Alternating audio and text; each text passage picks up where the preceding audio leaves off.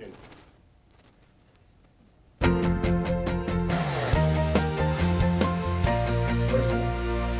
Welcome back. I'm Tyler Patterson, here to catch you up on all the latest in CSU athletics. The 89th Rocky Mountain Showdown took place last Friday night at Sports Authority Field at Mile High Stadium as the University of Colorado defeated the Colorado State Rams 17-3.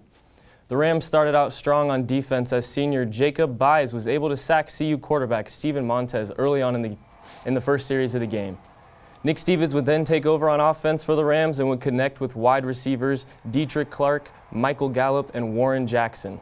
Stevens would finish the game 24 of 47 for 309 yards and 2 interceptions.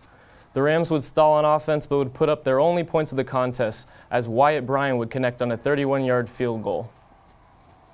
Although the CU offense would quickly respond in this one as the running back tandem of Philip Lindsay and Steven Montez got things going early through the air and on the ground.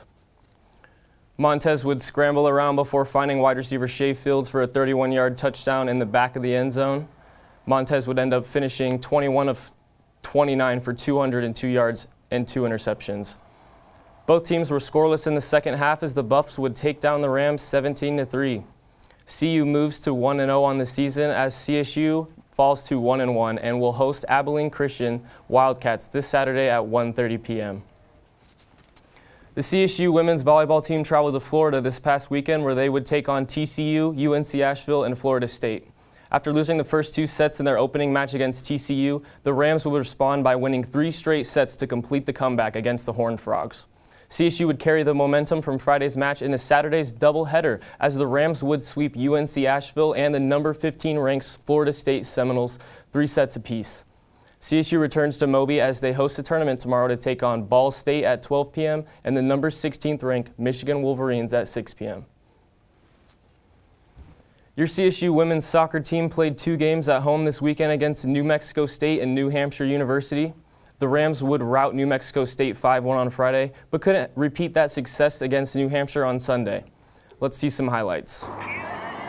After a scoreless first half, we skip ahead to the 55th minute where UNH puts together a string of passes that would eventually lead to a goal here by Brooke Murphy in the 55th minute.